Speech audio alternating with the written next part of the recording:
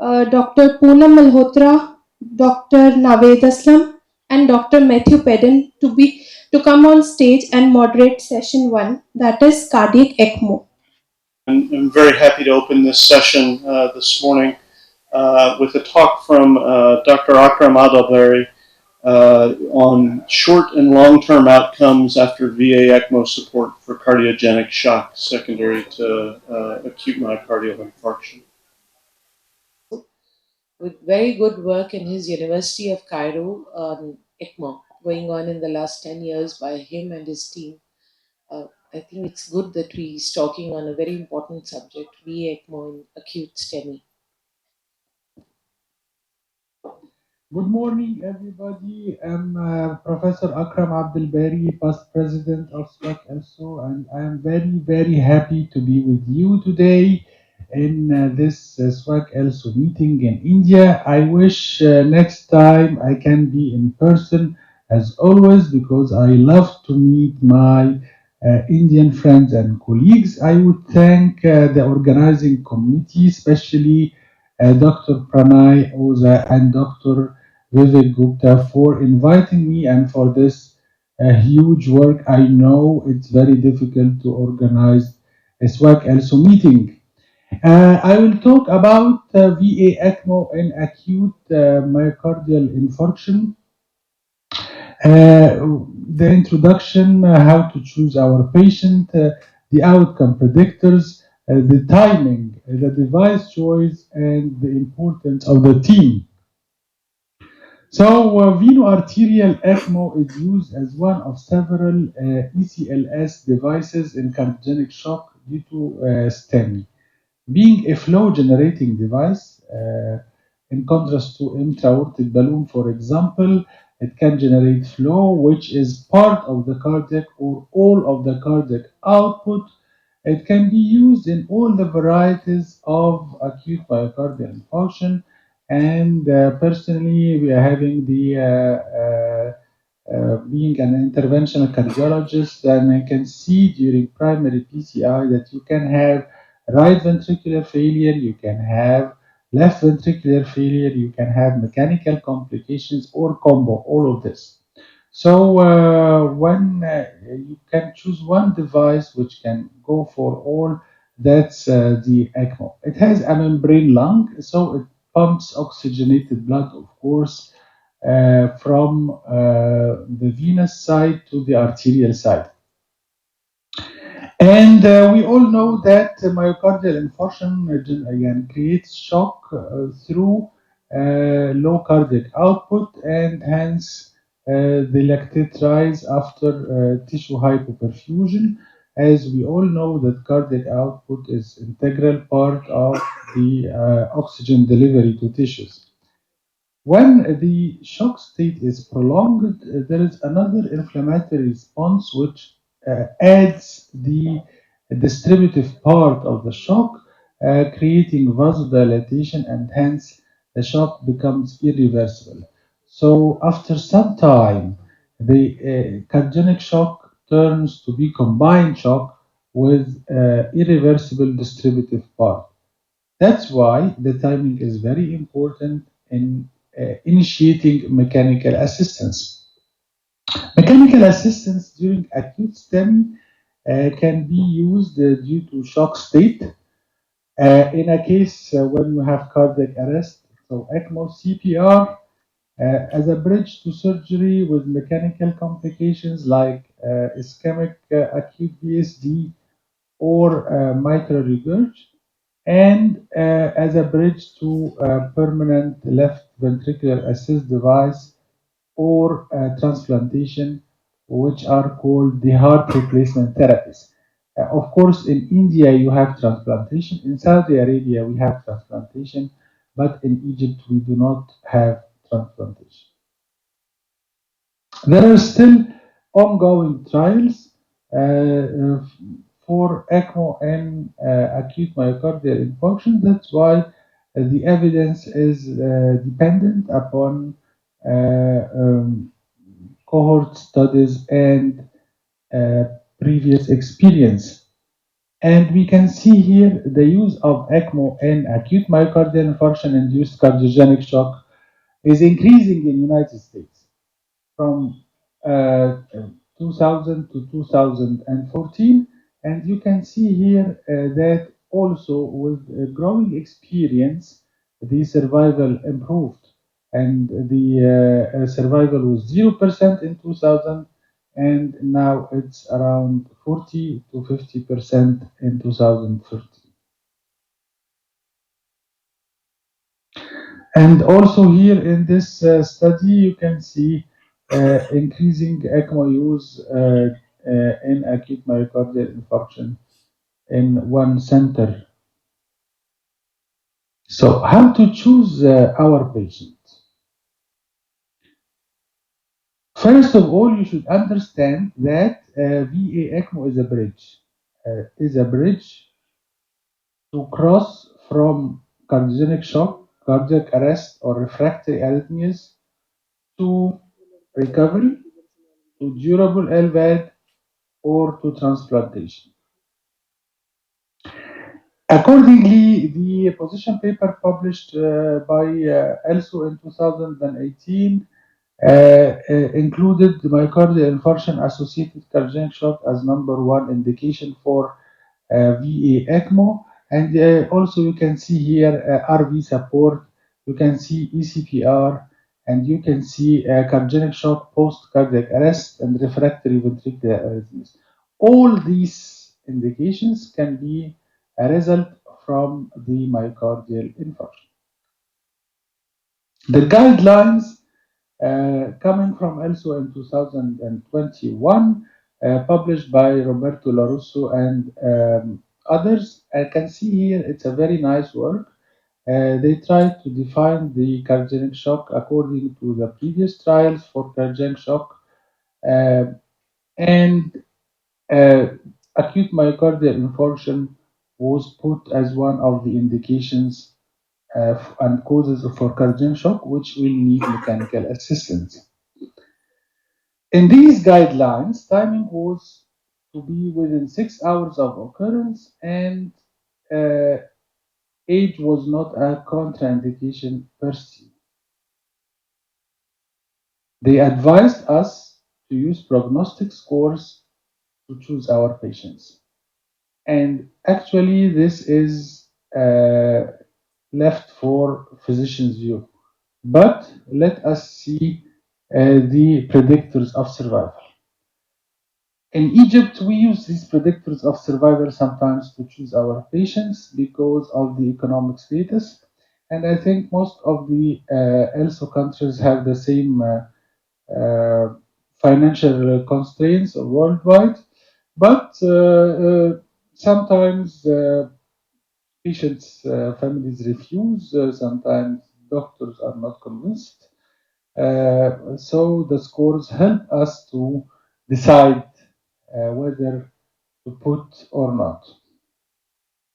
The most commonly used score is the SAFE score. It's a calculator and found you can find it easily on the internet. It uses the diagnosis, the age, the weight, the cardiac function, the respiratory function, the renal function, and other organ failures before ECMO to create a score ranging between minus 15 to 15. A zero score predicts 50% of survival. But you should not look at survival alone, also look at quality of life. So if you have a patient with hypoxic brain insult, or for example brain death, I don't think if you are not going to take his organs for transplantation, that you need to put him on VA ECMO. In this study, with special consideration for myocardial infarction, there were three important determinants or predictors of survival: the TIMI3 flow in the culprit vessel, the LV ejection fraction at implantation, and the presence of residual coronary artery disease. So revascularization is very important. And in Lapitier, the 5 years outcome was between 30 to 50% in cases of VA ECMO connected to cardiogenic shock induced by myocardial infarction. And the complications in ECMO, you can see here in this paper coming from Japan, and you can see here that 100 patients treated with ECMO, 43 survived with myocardial infarction. And the predictors for survival were flow grade and major bleeding. This is new. Also, they found that adding intra-aortic balloon to ECMO improved survival a lot. The old encourage risk score published around 8 years ago and by Alan Coombs and others, and this was dependent on multiple components, as you can see: age, female gender, body mass index, Glasgow coma score, creatinine, lactate level, and accordingly calculation of the score prediction and of survival. So the encouraged risk score was calculated retrospectively for patients with acute myocardial infarction connected on ECMO. And another paper just published last year showing that predictors of recovery free of heart replacement were the TIMI3 flow and no delay in revascularization, LV ejection fraction at the implantation and lactate level. So we have a problem with determining the timing, the proper timing. This because of the huge experience in treating myocardial infarction, the variable methods of treatment, and the confusion stated in the guidelines. Also, the intensivists are unlike the cardiologists. Sometimes the priority comes to perfusion of the organs, and sometimes the priority comes to the revascularization. So, lack of evidence for choosing which step first created some confusion in this area. But we believe, or I believe, being both interventional cardiologists and intensivists, that if you have the opportunity to do revascularization within the proper time, don't miss it, because you can save yourself mechanical circulatory support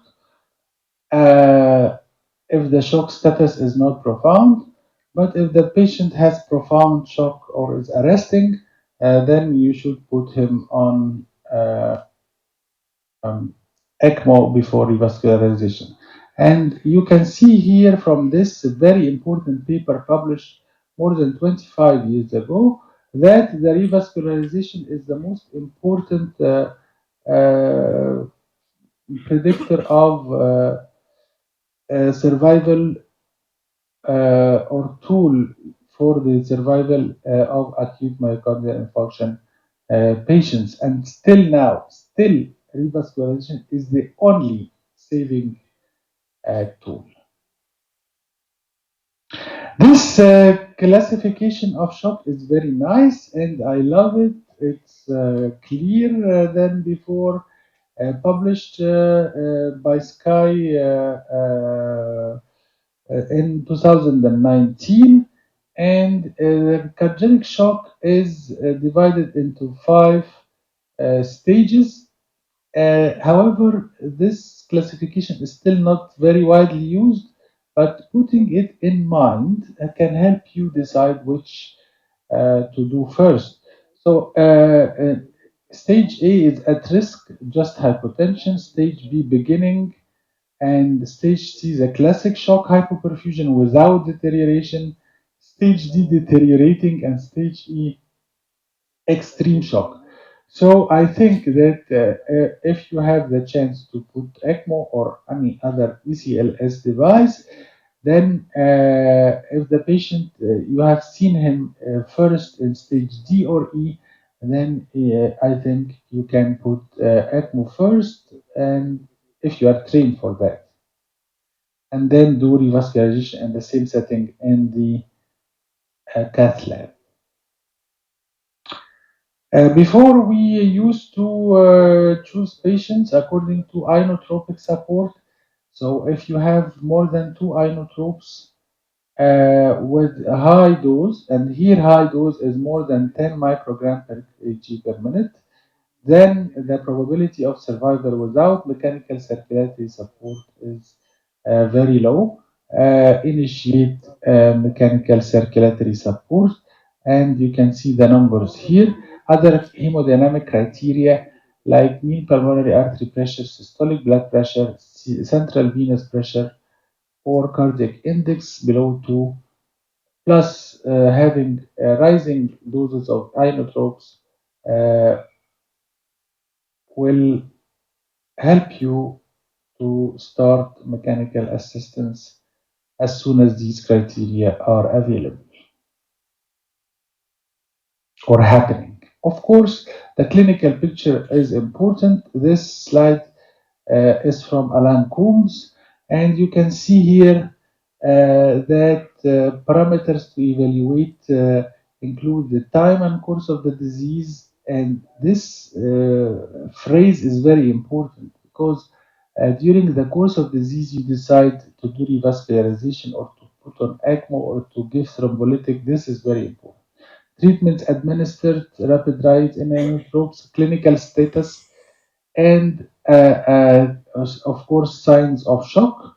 The echo shows you ejection fraction below 20-25 and a VTI over the aorta below 7. All these are indications to start mechanical assistance. And starting mechanical assistance in acute myocardial infarction have a special benefit that all the inotropes and vasoactive drugs increase oxygen consumption, and with this deprivation of the myocardium from blood due to coronary blockage, you will have increased demand related to supply, and this will lead to wider, theoretically, wider area of infarction with greater loss of the myocardium. That's why if you initiate mechanical assistance, you can get rid of all the toxic effect of inotropes on an ischemic myocardium. And the guidelines, class 1, of course, is revascularization, and class 2 is initiation of mechanical assistance. Here in this study, it's very interesting. It was just published in 2020. They compared the ECMO initiation before or after revascularization, and the result was that it's better to initiate ECMO after revascularization, of course, if you have the chance. And you can see here all cause of death and mortality uh, before before revascularization and after revascularization, or during arrest and CPR. So before revascularization in the blue line, and after revascularization or arrest with CPR have similar outcomes. If you have a patient with shock, put ECMO and go for revascularization immediately.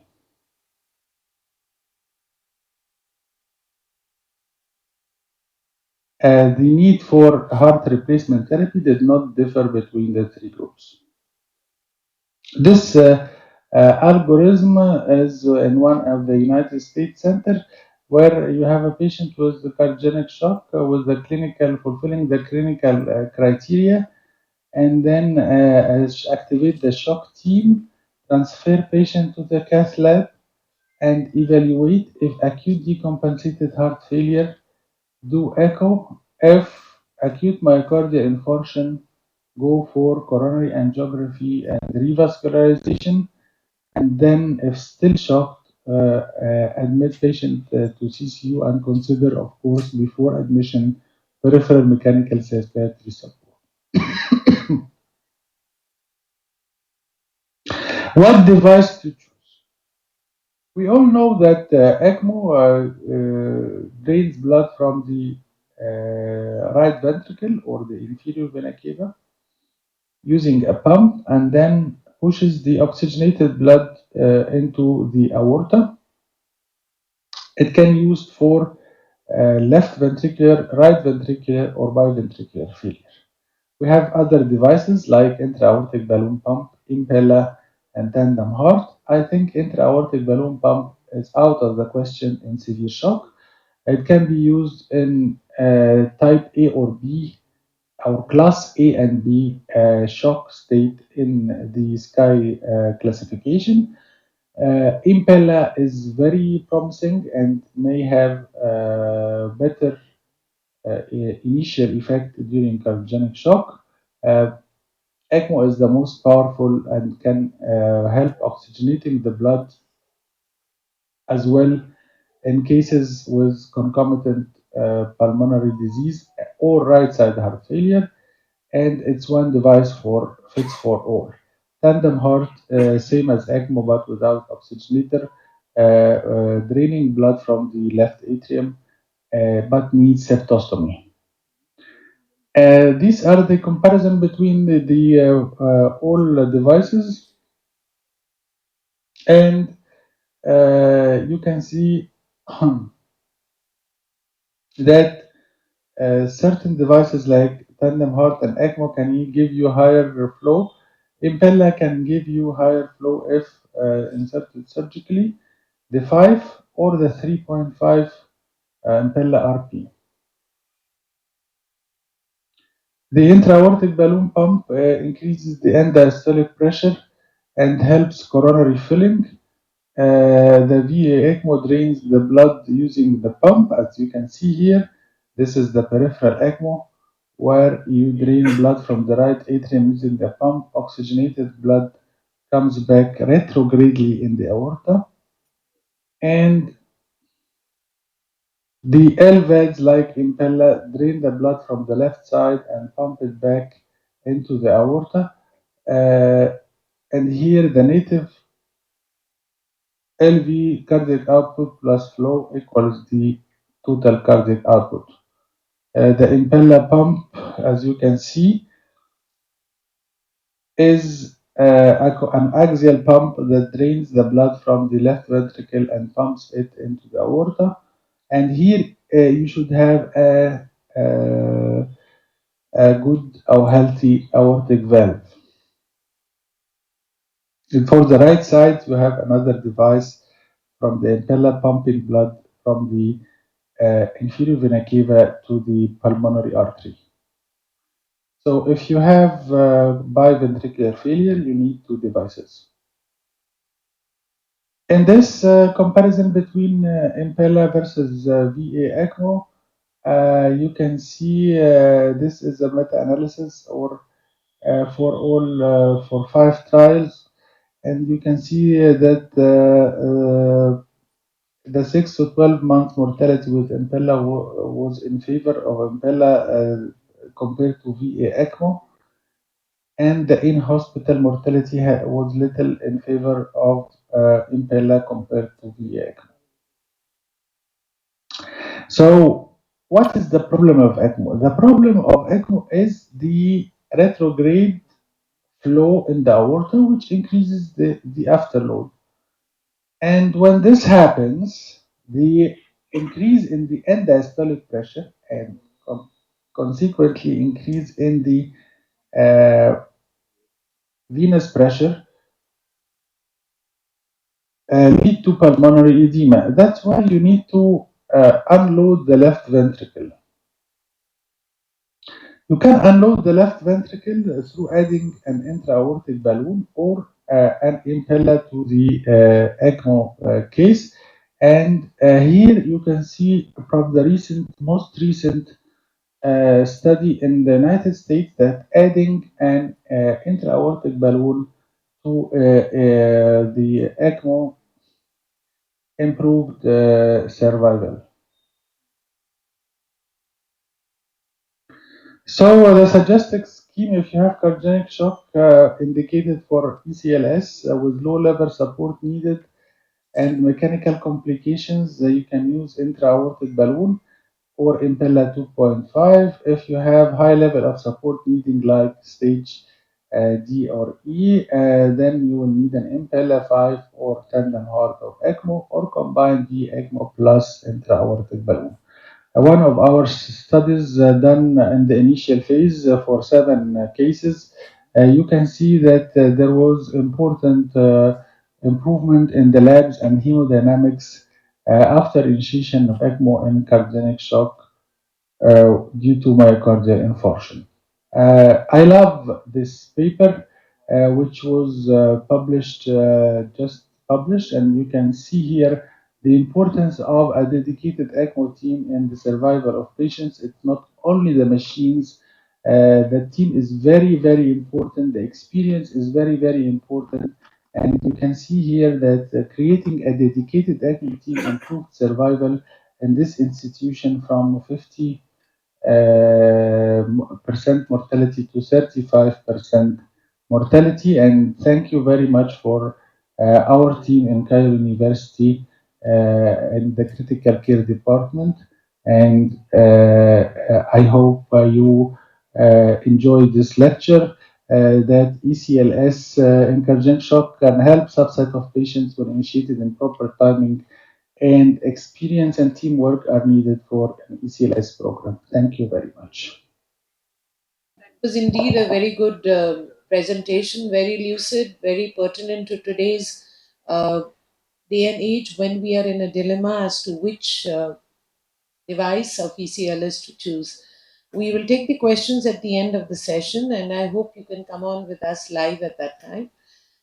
We go on to our next speaker, Dr. Venkat Goyal, the father figure of VA ECMO, the person in charge with Dr. Pranay and Dr. Sunil for the starting of the ECMO Society of India. Dr. Venkat is not just an ace cardiologist doing great PCIs and so much of cath lab work, but he is also a great administrator and a great organizer. Whenever I go to Bombay for their RVCC courses, I just come back feeling what he has done, that creating your own is a complete vocation in human life. Dr. Venkat today would be speaking on how to make ECMO economical, affordable ECMO program in India. And I think they know it best. Besides us at AIMS, who are always searching for ways of making scarcity being magnanimous, they do it even better than us. So over to Venkat for his take on affordable and economical ECMO. Thank you. Thank you, Dr. Hukuno. Respected chairpersons, seniors and friends, it is a favorite topic for me. I love to speak on this topic always in all conferences. There are no disclosures. The objective is to make ICMO more and more economical to be affordable to majority of our population. What makes ICMO costly and how to control the cost? So if you look at the SWAC also population, then you find that of the total world population of around 28% population is in SWAC also region. Of India constitutes 47%, and we find that over a period of time, at least in India, there has been an increase in the economic status. So that has made ICMO slightly more feasible for us. What has been, if you divide into the income group of our population into lower middle class, low income, upper middle class, and the rich population, what was the upper middle class population only 21% has come up to become 44% of the total population from projected period from 2018 to 2030. So that makes it feasible for more and more people to afford Ecmo. This is just to tell you the same that the lower middle class income group here was the upper middle class income was only 7%, whereas in 2030 it would be 44%. So this is a group which is going to expand, and this population is going to add to people who will be able to afford it more. If this is the Indian population of around 1.4 billion people, which make around 82% of the total SWAC also uh, countries, then if we have to interpolate the incidence of ARDS of around 0.1% cases of ARDS, then it makes to around 800,000 cases of ARDS per year in India. So that means we are going to require around 600 people of on ECMO every month. In addition to this, acute heart failure, viral pneumonitis, pneumothorax pediatric cases, the population is going to expand. So each tertiary care hospital has at least one ECMO case every month. And of 29 states and 7 union territories with an average of 50 well-furnished tertiary care hospitals, we extrapolated to around 750 cases of ECMO in a month or more than 9,000 cases a year. So if the ELSO data shows around 10,000 cases a year of 500 centers in India itself, if the ECMO is to be explored properly, it will make to around addition of 9,000 cases per year. And even the survival is even 50%, then we can save 4,500 lives a year or 12.5 lives a day. This is just to show the population of rest of the SWAC also countries. And therefore, we come down to analysis that why it is becoming difficult for most of the third world countries to afford ECMO. So we were comparing the cost factor from one of the papers.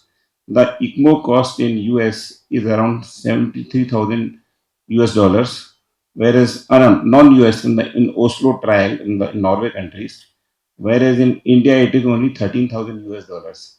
This is because the professional charges and other things are quite economical in India. So at present, with the given same cost of the consumable, there's a great difference in the maintenance cost and the running cost of ECMO. That still allows more ECMO to be done. Then review of hospital cost of ECMO in various countries. We found that among the various trials, this is the figures of total charges to the hospital. And in terms of US and non-US countries, US is costlier than non-US European countries, and we are still 125% of the non-US countries. So ECMO charges in US countries is around 73,000 US dollars, with the hospital charges of around 213,000 US dollars. The non-US countries is around 10-20% lower, and the Indian charges are only 25 to 30% of the non-US charges, which is around 20,000 US dollars, with the hospital charges of around 65,000 US dollars. This is an extrapolation of around 10 to 12 studies of the economics of costing about ECMO, and all the literature that I could gather from newspapers and other things in India about the cost of running cost of ECMO in various cities of India. So what has been important is that we say that in India, the COVID patient require nearly 1.5 lakhs rupees daily for treatment, and the global market of ECMO are increasing tremendously. So if you say that a US model, the ECMO cost is around 1,25,000 US dollars per case, the European models would be around a cost of 2,500 US dollars per day. A Taiwan model in the East, where the cost of the component is on the lower side because they are using mainly Medtronic system, and entire ECMO program is state funded and free to the population. Whereas in India, if we compare, we are having a private hospital cost of around 50,000 US dollar per case in a private setup, and in a public setup only 5,000 US dollars per case. So this application of ECMO in a public hospital is what we see as a future prospect of using ECMO to the poor population. If we say that if we follow the US model, then ECMO was not possible in India because the number of manpower for each ECMO run, the meticulous monitoring of all the laboratory investigations and all the meticulous monitoring would have costed us a huge sum. And they have an ECMO team with a minimum 20 members with ECMO directors. And so to maintain all those things, the cost would not be feasible for India if we follow the US model. Then if we follow the Taiwan model, then we find that there is one ECMO staff for 3 to 4 cases of ECMO. They do very minimum investigations, and they are using the self-made circuits, or they make their own circuits. So that has resulted in some more casualties, but at least the ECMO is be feasible for more population. So this is the same thing I was telling you, that all major hospitals now has an ECMO unit, and there are more indications of ECMO. And the at the moment, Taiwan is doing around 100 cases of ECMO per year at the Taiwan National Hospital, and that is possible because of the policy. So if we look into the further details of the costing of ECMO, the cost can be divided into three things: the ECMO cost, the ICU cost, and add-on procedure cost. If we look at the circuit cost, it is around 10%. If you look at the ECMO charges for maintaining the ECMO is around 30%. And add on ICU charges, antibiotics, and other things and additional factors make the maximum of the cost of the ECMO, that makes to around say 50 to 60% of the cost. And if there's an add-on procedure like the patient goes for uh, destination therapy or heart transplant, that adds the cost by 200%. So ECMO per se is only 13% of the total cost of the ECMO run on a patient, and the other factor is the ICU cost, and the major factor is the destination therapy. So once we take the total cost, everyone blames ECMO as the culprit for the costly affair. But circuit cost is once. ECMO charges can be scaled down as per the situation and as per the policy of the hospital. And that is how ECMO per se is less than the cost of giving Zagreus, or less than the cost of doing a CRRT procedure for 10 days. So per se, ECMO is not costly. Only all put together, ECMO in a serious patient makes it costly. So actual cost, if we can further decrease down, if you say that if we make our own circuit, the cost will be 70,000 Indian rupees, or I'd say around 1000 US dollars. If you take a custom made circuit, it will be 4000 US dollars. So that is how you decrease the cost in the first place there. Usually circuit works well for around 10 days or more. We might require to change either the pump or the oxygenator. So if we get separate pump and separate oxygenator instead of the complete circuit, the cost will vary from 10,000 rupees for a Medtronic circuit and 40,000 rupees for an oxygenator. And recurring expenses of blood and blood products largely vary from patient to patient and time to time. So the basic minimum cost is not more than rupees 2,000 to 3,000 per day. And if we use very stringent protocols with all meticulous blood uh, and lab investigations, it goes to around 50,000 rupees per day. So there's a big difference between economical model of ECMO run and a meticulous model of ECMO run. So you can have two standards, one for poor population and one for paying population. Paying population can go on stringent protocol, and a poor population can continue with the minimum program with some risk of complications or some risk of bleeding, thrombosis, or maybe circuit problems. But that is acceptable for saving the life of the patient who would otherwise not get an ECMO because of maintaining stringent protocols. Here is just to show you a Medtronic pump. If we had, if this is a study in 2017 by all our cases, we found that we had used 109 Medtronic pumps, of which 24 failed, which was 22%.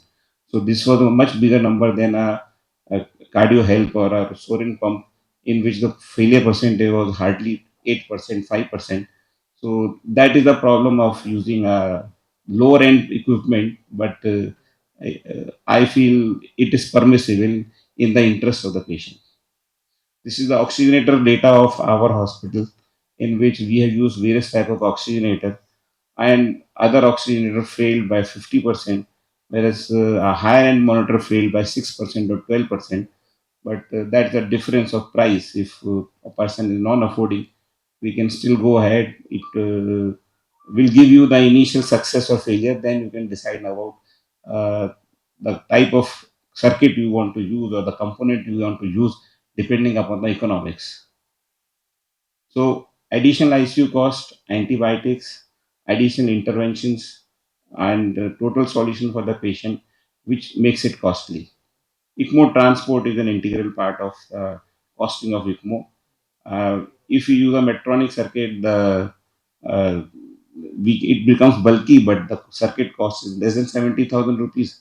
If you want to use a cardio help for transport, then the circuit cost is around 2.5 lakhs of rupees. So that is the four times the cost in just for the some amount of extra burden in transport.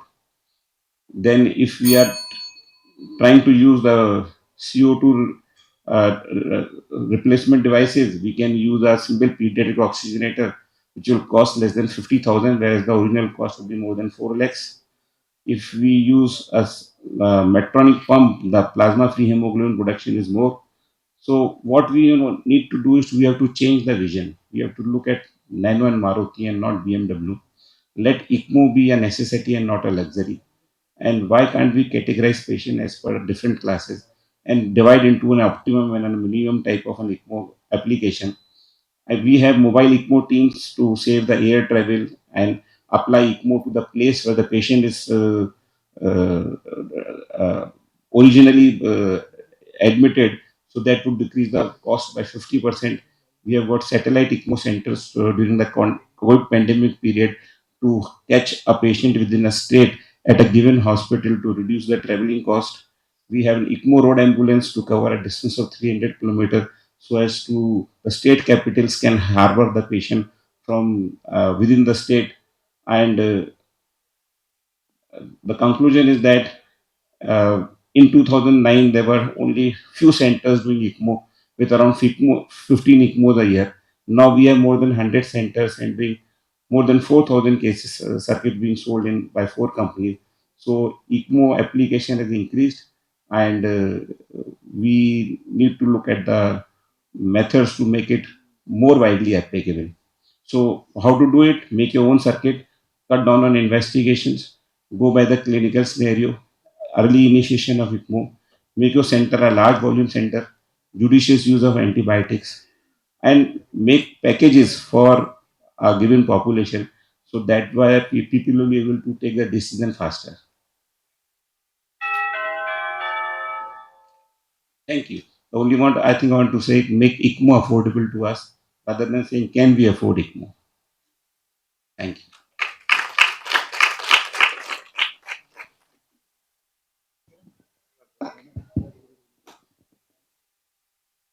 Thank you, Dr. Venkat. We'll take questions at the end of the session.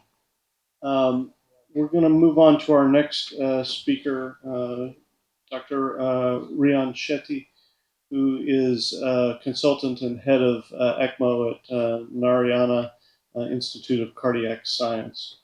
And he's going to speak with us today on VA or VV Ecmo, choosing the right strategy during management of pulmonary embolism. Shetty.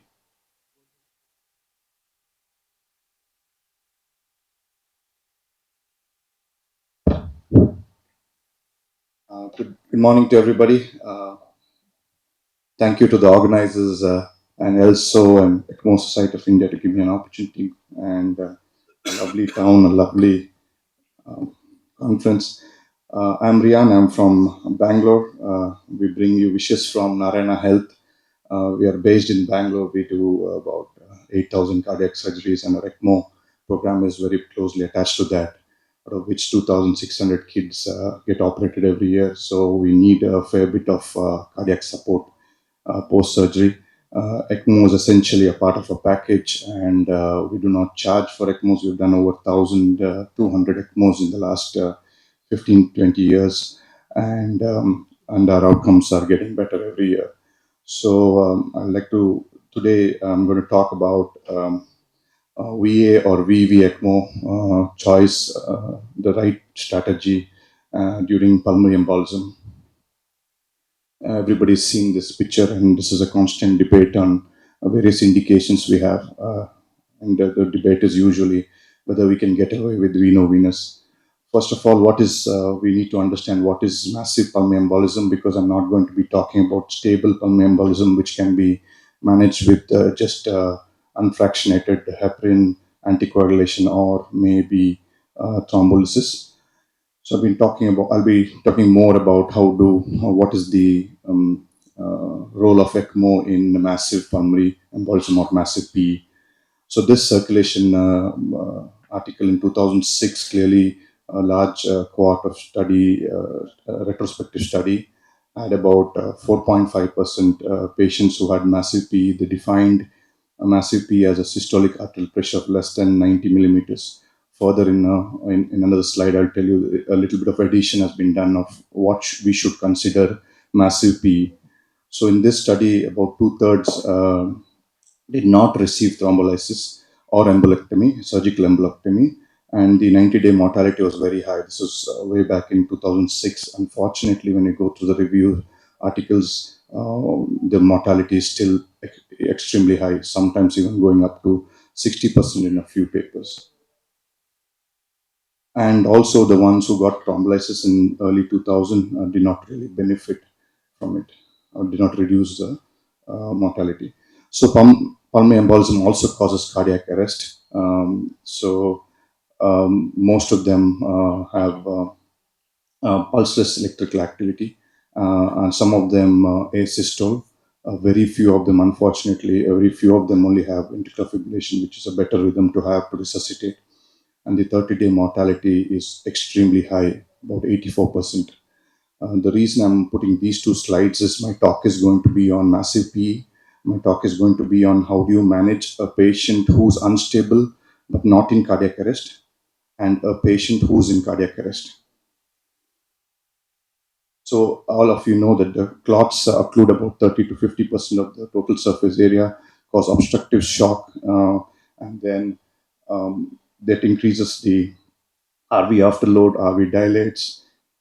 There is TR, there is increased wall tension, there is the activation of the sympathetic system. That's why we see tachycardia, and then the oxygen consumption goes up. Then there's RV ischemia, contractile problems, and then there's a ventricular interdependence between the RV and LV. They're like the husband and wife. When one is upset, the other one is also upset.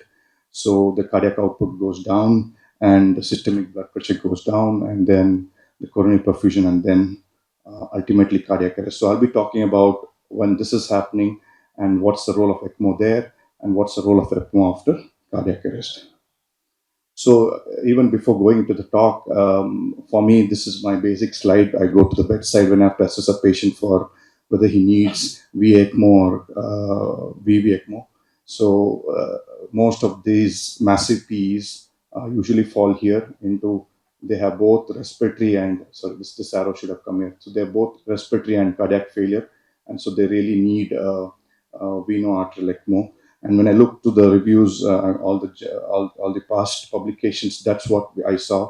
That there's lots of literature on only veno arterial ECMO, and there's some very little literature on venous ECMO, which I'll come to. So my choice will be veno arterial ECMO. So we go to the European Society of Cardiology guidelines in 2019, along with the European Respiratory Society. They defined massive acute PE as systolic blood pressure of less than 90 for 15 minutes without signs of organ perfusion, or with shock with organ perfusion, or cardiac arrest. So they suggested the current line of in use should be systemic thromboembolism because things have changed since 2000 and to a high level of recommendation of 1B.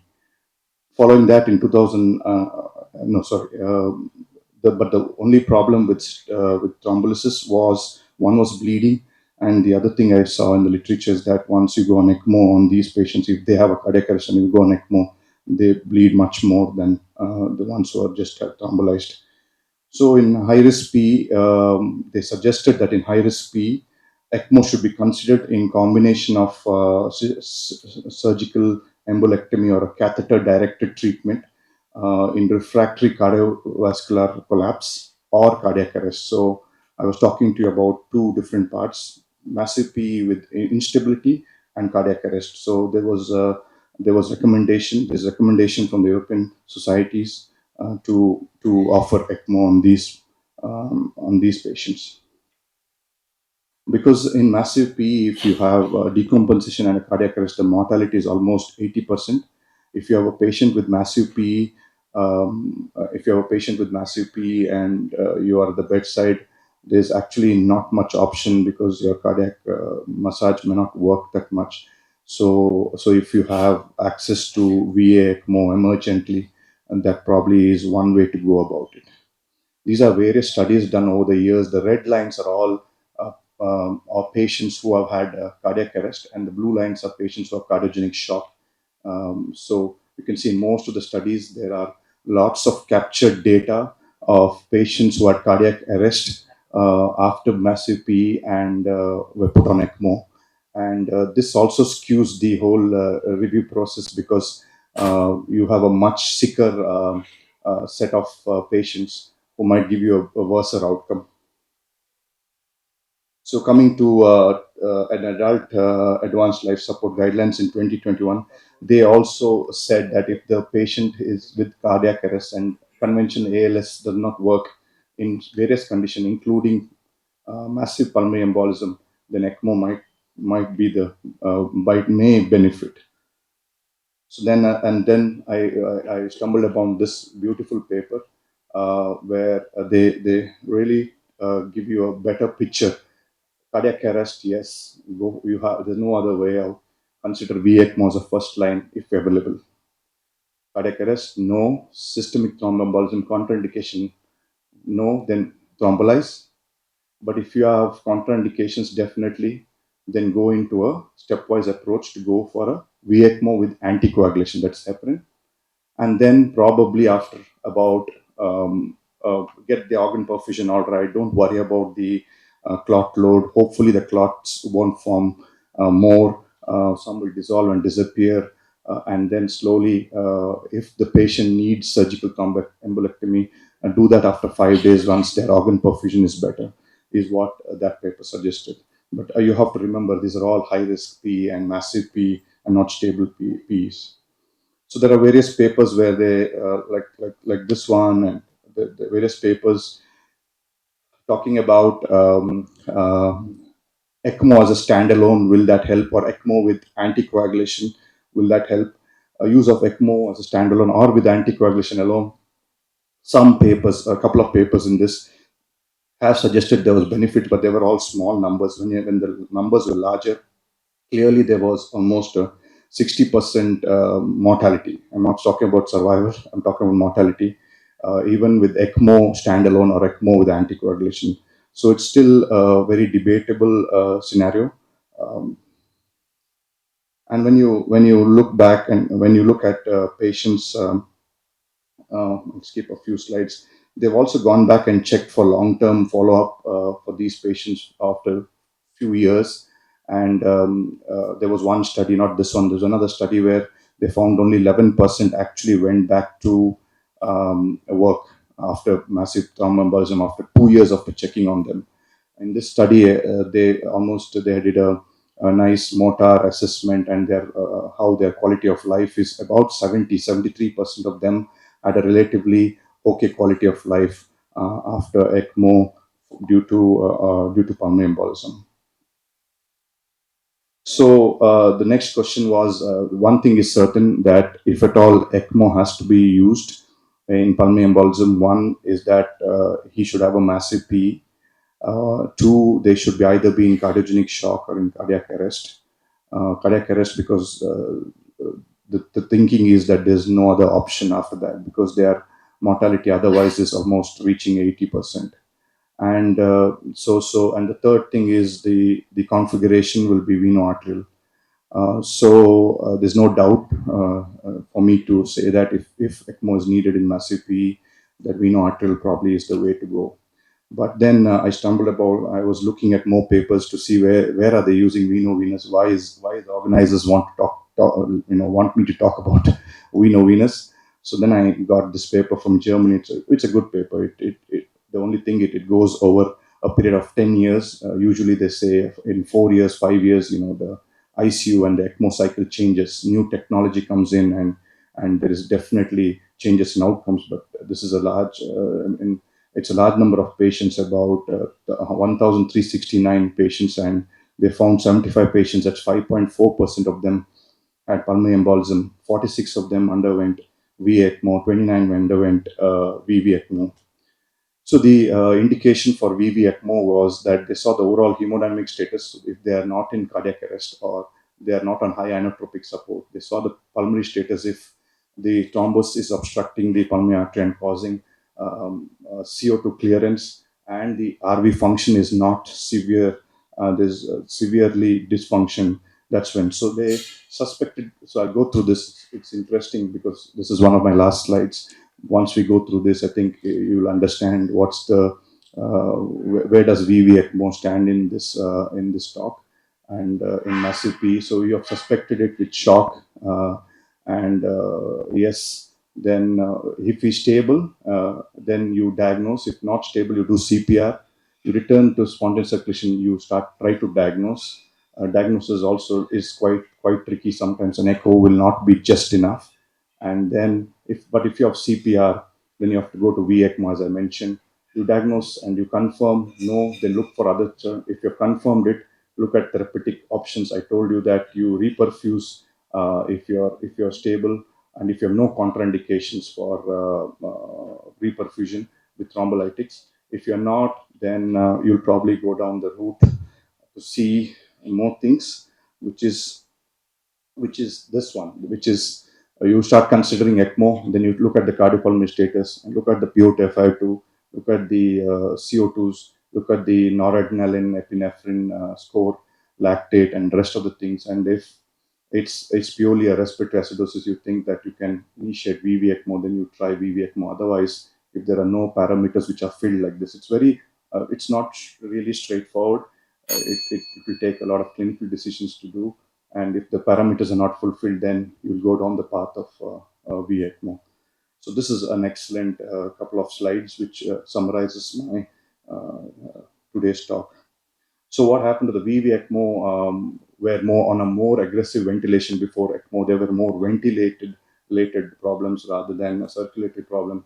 The survival of discharge in this was similar, but you can't really compare because the VV ECMO patients are much more sicker. And after stabilization, some of those patients underwent surgical thromboembolectomy, and their survival also was same as compared to the anticoagulation. So it the study actually didn't like answer the question whether VV ECMO can be used. But for me, one thing is certain: the role of VV ECMO is very limited in massive pulmonary embolism, and the indications I just mentioned. So to conclude, my primary approach is always VECMO. Sometimes VECMO might be possible when ventilation is more of a problem, and the load of pulmonary embolism is not that great, and the patient is not in cardiac arrest.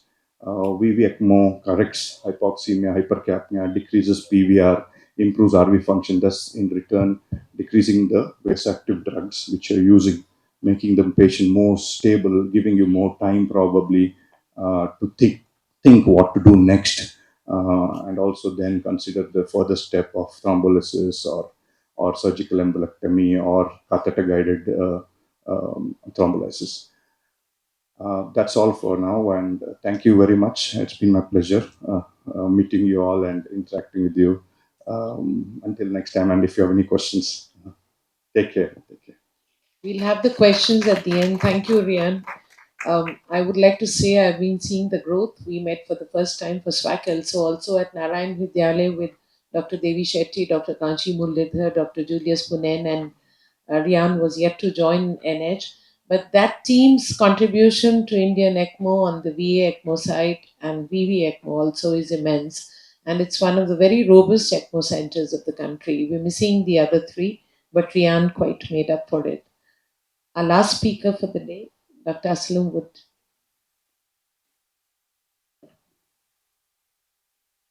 Next speaker is Dr. Alia Badal Fateh. She works in critical care medicine at Cairo University. She will be speaking on use of ECMO support in patients with high-risk cardiac interventions. What is the evidence and what is the reality and how much it is practiced?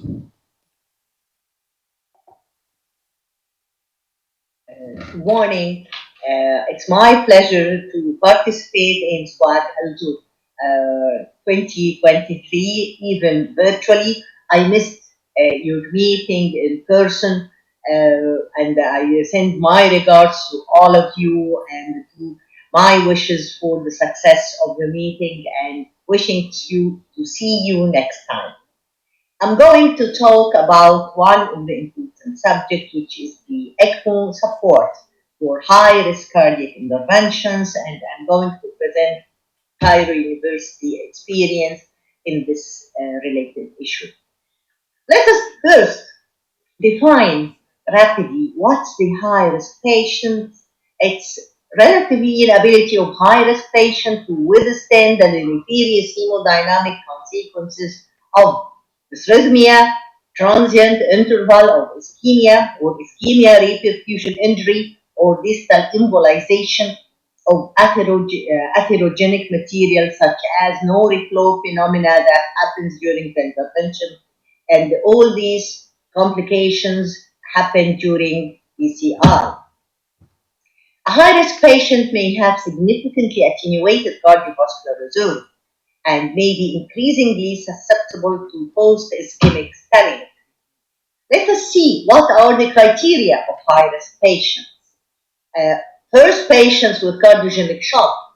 Cardiogenic shock occurring within 24 hours or at the start of coronary intervention. Patients with left ventricular systolic dysfunction on presentation with ejection fraction between 30 and 40%. Patients with Killip class 2 up to 4 on presentation or presenting with heart failure. Coronary intervention after resuscitation within 24 hours from STEMI. Also, patients with acute coronary syndrome complicated by unstable hemodynamics, dysrhythmia, or refractory angina. Also, patients with acute MI complicated by mechanical complications such as rupture septum or papillary muscle. Age of patients is very important. Above 70 is considered high risk patient, whether with history of cardiovascular disease, diabetes, renal dysfunction, or chronic lung disease. We have also anatomic criteria for patients presenting with coronary syndrome or they are going to be subjected to interventions. These anatomic criteria that made them high risk: first, intervention to unprotected left main or left main equivalent, such as proximal LAD and proximal LCX. Also, patient with multivessel disease, distal left main bifurcation intervention, and previous coverage, including intervention to a graft, particularly if it's a degenerated graft that's easy to complicate during the intervention. Also, we have last remaining coronary conduit when all the vessels are obstructed and the patient is dependent on one large coronary conduit and that needs intervention. Also, we have different scores for the assessment of the risk of the patient, such as the Duke myocardial Geopathy score and Tanpec score. One of the anatomic criteria of the high-risk patients that target vessel providing collateral supply to an occluded second vessel, which is supplying 40% or more of the left ventricular myocardium. These are the scores that we use. I am not going to go through them. All the people who are working in the field of intervention, they know it very well.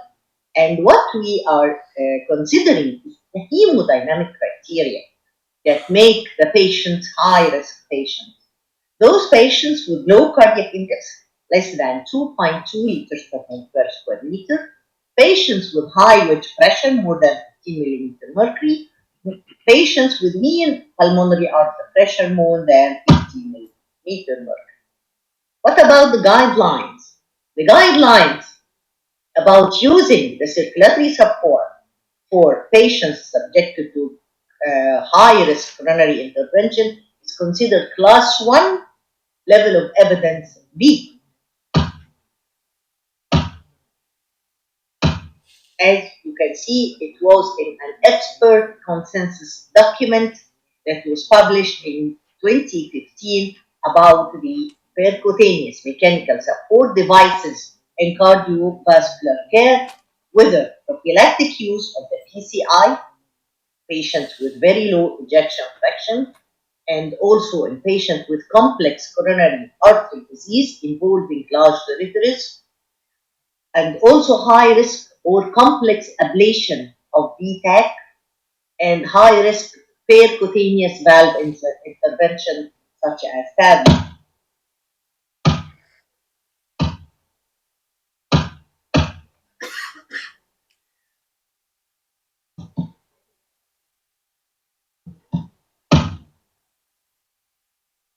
ECMO support in this situation, we are considering the ECMO in elective PCI for the high risk patients and left main procedures. Also, in patients with emergency PCI in the situation of STEMI and cardiogenic shock. And the third application, ECMO support for post-infarction rupture septum. These are the situations that we commonly face in our daily practice.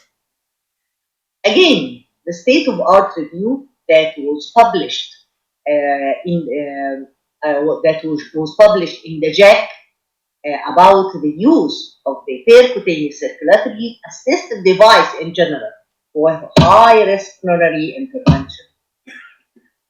About the ECMO and the rationale for its use, we all know and we all are aware about the use of ECMO and how the blood is drained to be transferred to the pump and to the membrane oxygenator, adding oxygen, removing CO2, and then pumping the blood again into the circulation. Definitely, we are using the VE ECMO, the femoral approach. Here are the presentation of the different circulatory support devices. We have the intra-aortic balloon, which is the oldest mode of circulatory support. We have the Ampella with different calibers and ECMO, in addition to tandem heart and the LVADs. Here is the comparative study between the different circulatory supports. As we can see, the advantages of increasing the flow and the coronary perfusion, it's well achieved in ACLS, in the ECMO, and in the LVAD. And the left ventricular in diastolic pressure is decreased by tandem hearts and Ampella and LVAD, but it's increased in VA ECMO. We have to consider this factor. What about the limitations? The limitations about the arrhythmia, it's not provoked by the mechanical circulatory support, but it's provoked by the inotropic support. The complications such as stroke, limb ischemia, it happens in most of these circulatory support devices because it's the same in tandem heart, LVAD, Ampella, ECMO. It's lowest in case of inotropic support. What about the Cairo University experience? We conducted a study, very important study in our critical care department, Cairo University Hospital, about the use of veno-arterial ECMO for hemodynamic support during high-risk percutaneous intervention, and it was under the supervision of Dr. Akram Abdelbari and myself. The aim of this work was to assess the impact of using elective VA ECMO on high-risk PCI procedures. And it was a prospective case control study performed on patients with ischemic cardiomyopathy who are candidates for elective high-risk PCI procedures. And the patient selection was done according to VA ECMO support during PCI into two groups. The study group, which is group 1, included 10 patients, underwent high-risk PCI supported by VA ECMO. The second group, or the control group, another 10 patients underwent high-risk procedures without ECMO support. And the inclusion criteria, we were working on adults more than 18 years of age.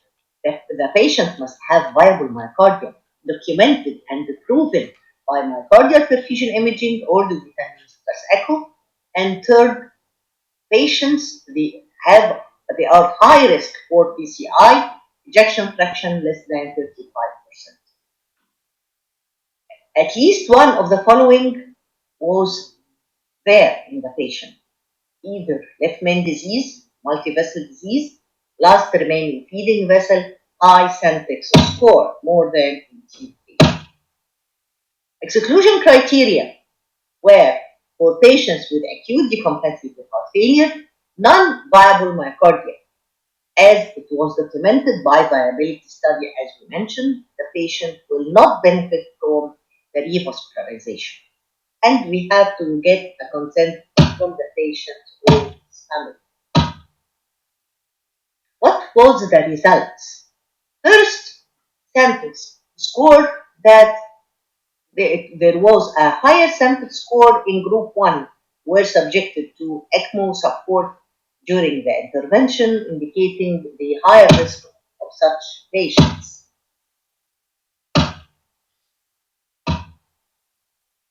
And the patient with ejection fraction in the range of 30% after revascularization, which was successful in most of the patients, the ejection fraction was improved to 37.6%, and this difference was statistically significant in group 1 and in group 2, which is the patients without ECMO support. Again, the ejection fraction improved from 32.5 to 37.5, and this was statistically significant. NIHA class declined from a mean value of 3.2 to a mean value of 2.3 in the study group, and in group 2 declined from 3.6 to 2.5.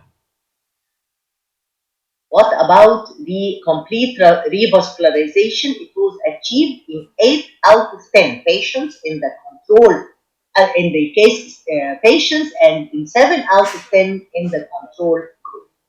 Incomplete revascularization was only in 2 patients in the study group and in 3 patients in the control group. What about the duration of ECMO support during the procedure?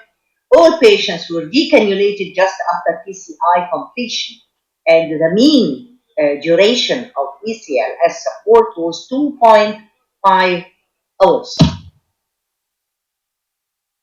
And the number of stents deployed in both groups, it was around 4 stents in the case group and around 3 in the control group. What about the need for mechanical ventilation and CCU admission?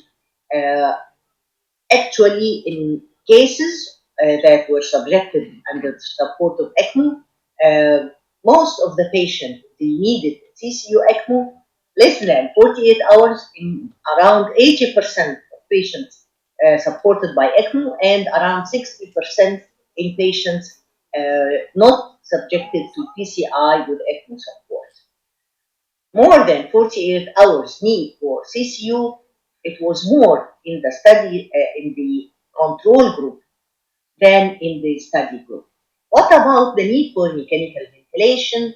The need for mechanical ventilation it was around 38% in the study group and 30% in the control group, while there was no need for ventilation in both more than 60% of the study group and the control group.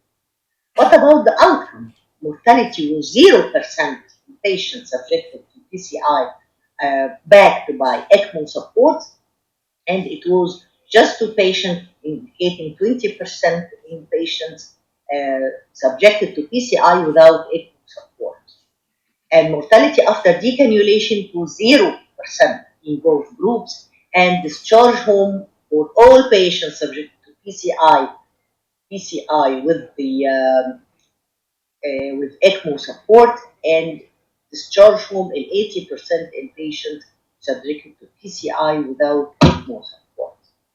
Arrhythmia happened only in one patient subjected to ECMO. Patients were acquiring ventricular tachycardia, and in the control group, one patient sustained the VF and the other assisted. Here is the team of the coronary intervention, which was led by Dr. Akram Abdelbari, and here is the team of the cath lab. And I'm going to present one of our cases. Mr. Hamdi is a 64 years patient, known to be diabetic, hypertensive, dyslipidemic, post-fermentation of CBD. He has chronic kidney disease and previous PCI 10 years ago. He complains of typical chest pain and tremors of rather mild exertion while on maximum medical treatment. His ECG, as you can see, just increased intraventricular conduction and long PR, but his sinus rhythm and the ejection fraction was 35% in echocardiography, in addition to the regional wall motion abnormalities. In addition, he had severe aortic stenosis with mean gradient 45 millimeter mercury, area less than 1 square centimeter.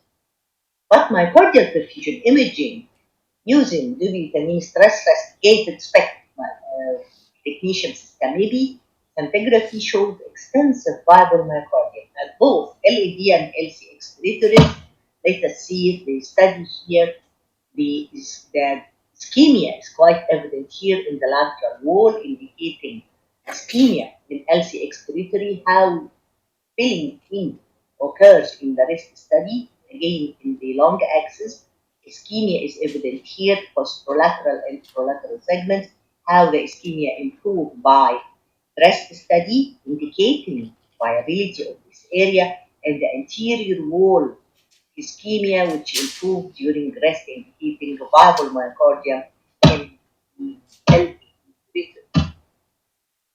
Coronary angiography revealed distal left main significant stenosis, proximal LED, chronic occlusion, CTO, and subtotal stenosis of the first OM. RCA showed insignificant lesions. And the patient developed acute pulmonary edema and VTAC, necessitating non-invasive ventilation at CCU.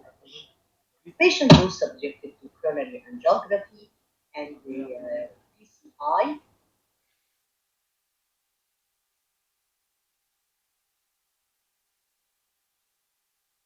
Actually, he was backed by Ecmo before starting the procedure.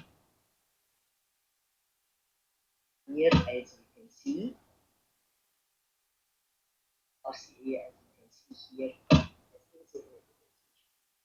patient was decannulated after finishing the PCI. Hemodynamics was stable, ECG was stable, and the patient was discharged home. To take home message from this study that ECMO use in high-risk patients may offer an opportunity for safe revascularization, myocardial recovery in experienced hands. Selection of patient needs a thorough and comprehensive evaluation. Selection of Ecmo depends on center experience, availability, and the cost, of course. Ecmo availability.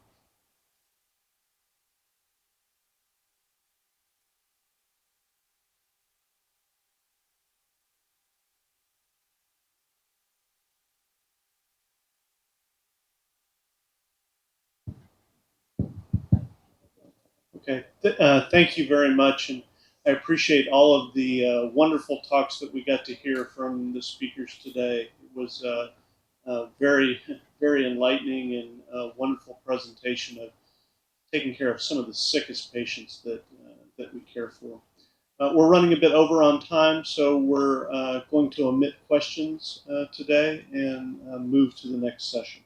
Thank you for the organizers, all of them. I think we should stick to the time. And each speaker had something to give from their chapter, and that's a big applause for the individual work they do from their centers. I think Dr. Venkat and Pranay have been working at the low cost. Akram and Alia have been doing wonderful work at their centers of how to do VECMO in a better way. And Ryan Shetty showed his dilemma in choosing between the two and laid down a good protocol and a guideline. So, thanks to all. We move on to the next session. Thank you so much.